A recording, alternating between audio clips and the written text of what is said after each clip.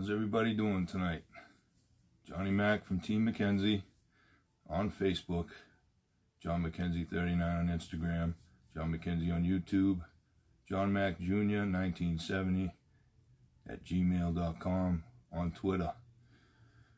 So, this is just kind of a quick spontaneous thing I wanted to share. Oh yeah, I did end up buzzing my head, right? They look completely different, but feels good. I don't have squatch head anymore, so I feel lighter. Just something I thought of, just popped into my head earlier tonight. I wanted to maybe tell my story, put myself out there just to let everybody know that I am real, that I'm not on here trying to push something on people or whatever, whatever the naysayers want to say. But I'm putting myself out there. This isn't something that I planned on doing, but I'm going to do it because one, it'll hold me accountable to stay the man I am today, and two, it'll get out there to the world and they'll know that I'm a real dude, that I've been through a lot of stuff. So I'll briefly touch on my story, and I won't stay on too long, but I wanted to share with you guys and let you know that I am real. So I had one of the best upbringings a kid could possibly have. I grew up in Brockton, Massachusetts. I still live in Brockton, Massachusetts. I love my city. I was raised in a good neighborhood, a lot of good friends, great parents. My mom and dad, can't beat them. I lost my mom to breast cancer, unfortunately, at 45 years old. I miss you, Mom. But, when we had her, she was an angel. And we miss her and we love her very much. So, at a very young age, I started experimenting with, nicotine and drinking sips of wine out of, wine glasses at the family parties or whatever. And, it went on from there. At a very young age, I started relying pretty heavily on drinking just to get through the day. So, at that point, it started becoming a problem. But I maintained a life for the most part, for a good many years. But then I ended up getting into harder stuff. I ended up addicted to cocaine quite heavily, and lost jobs because of it, burnt a lot of bridges, and lost a lot of good friends, wrecked a lot of good relationships. But the guy you see sitting here right now wouldn't be here right now if it wasn't for all the crap that I went through and put people through. So I own it, that's all I can say is I do own it. It's hard to talk about, I'll be pretty honest with you. I don't talk to people I'm close to about this stuff, and here I am on social media, just throwing myself out there. But it will feel good when it's over. It'll be a weight lifted off my chest, and you guys maybe will get to know me a little better. Maybe quite a few of you can probably relate to me, I'm sure. So, yeah. So, losing the jobs, everything else, run out of money, I ended up committing crimes to fuel my habit. And I ended up doing 3 years in state prison for an armed robbery to fuel my drug habit. Thank God nobody was hurt. People got very scared, and probably traumatized for their life. So in that aspect, people did get hurt. So I can't really say nobody got hurt. Nobody got physically hurt, I guess I could say. Thank God. But yeah, prison. No place for a man to be. Anybody that's been there can totally relate to me, I'm sure. Especially somebody that was on the straight and narrow and just all of a sudden off the deep end, and within a few years committing an armed robbery to fuel a drug habit. And that's not the person I was raised to be. That's not the person that I am sitting here today. That's just not me. That was the drug.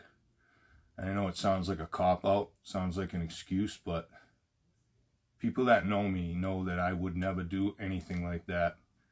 And yeah, it's pretty bad behavior. So I have a lot of remorse for that. And the other thing that I will talk about in a few minutes, I think about it just about on a daily basis. So it affects me to know that I affected somebody else's life that bad. You know, like I said in some previous videos, I took away so many moments from people because of this crap, right? So now I want to give something back. I want to build moments with people, positive moments, you know, healthy moments, mind, body, and spirit, and give moments back instead of taking them. I know I can't get those back for people, but at least I can move forward from this point on in my life and know that I'm doing the right thing in my mind, and I know I'm doing an admirable thing, you know. So it feels good. It's a selfish reason because it makes me feel good. It holds me accountable to do what I gotta do to remain sober and stay fit and do the things that I do on a daily basis and maintain a job and support a family, just like many people do that are out there now.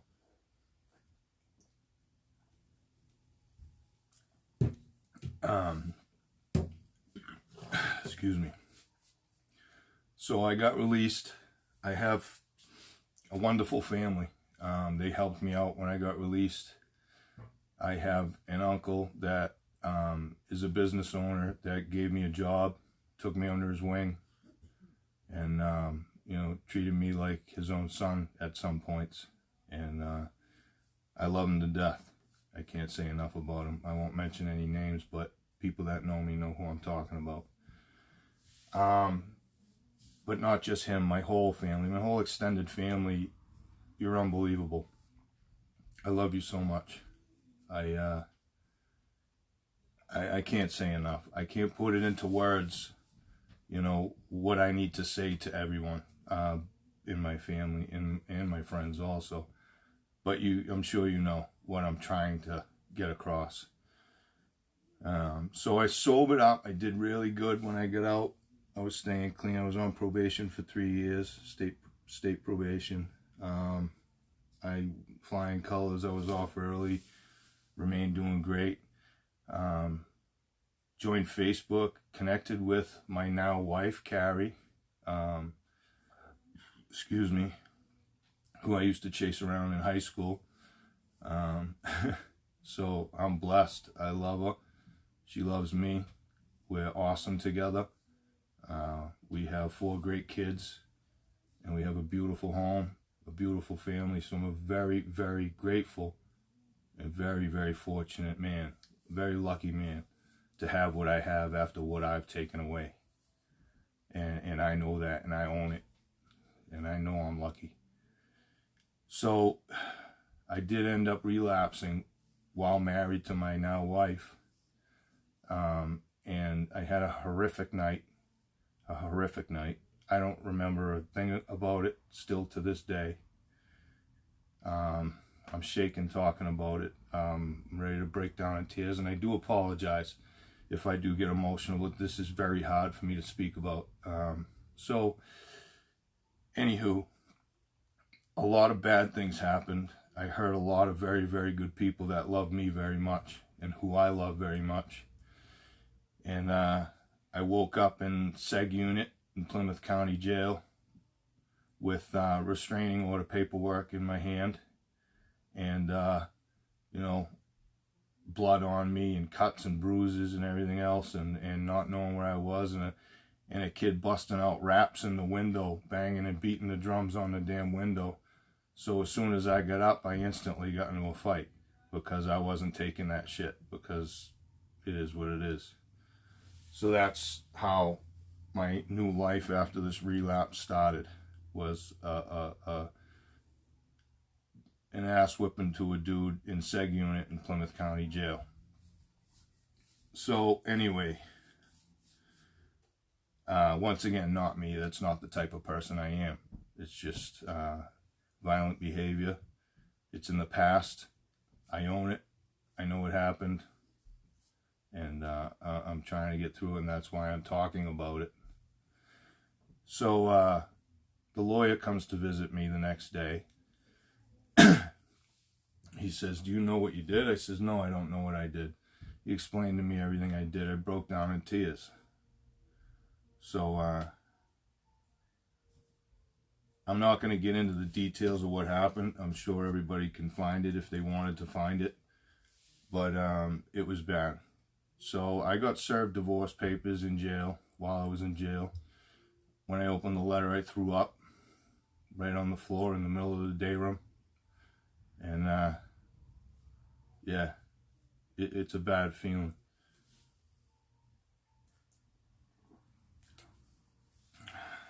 But so I did 6 months, or the lesser part of 6 months. I got some good time for working in the kitchen on the chain gang, per se. Excuse me. And I get out. My wife ends up forgiving me enough to come home. So I come home, and it's the only place I wanted to be the whole time since I woke up in seg unit. I used to dream that I was in bed with my wife. This is personal, I know, but and I'd wake up trying to spoon with the concrete wall. I'd wake up hugging a concrete wall because I was dreaming about laying with my wife. So of course you break down in tears, and you're not supposed to be a man crying in jail or prison, wherever, and you do. I did. You know, I cried every day. I cried right in the middle of the day room. Let somebody say something to me, man. But those were bad times. But now here I am. That brings me to present day. I've had a couple of relapses. I've been doing great. This new fitness thing I'm doing, holding myself accountable, putting myself out there to the world, doing what I'm doing right now. I started a team, like I said, Team McKenzie. I administer a team, and we're doing great. We're growing. We're focused on fitness, healthy habits, dieting, eating, so on and so on. And I also do product sales for a brand company, an online brand company. So, you know, that's where I'm at today. You know, this is great. You know, I'm a fitness motivator. You know, I'm almost done becoming a certified personal trainer. I'm running this business from home and maintaining a job still, because, you know, I don't make money with it yet. So, but it's great. You know, my journey has got me to this point. And bad as it may be, I'm blessed to have made the mistakes that got me here. Because here is where I want to be. Right here, right now. This is where Johnny Mac wants to be. I want to be happy, healthy, and whole with my wife, my kids, my in-laws, my extended family. That's what I want. And I want to do it with love, and I want to do it with positive energy. Because like I said, I'm sick of taking things away from people. I want to give back. So here I am. All right? Now you know something about me. Now you know I'm real. And I hope you check me out from time to time when I go live. I appreciate the following. I love everybody. Be good. Have a great night. Rest up. See you tomorrow.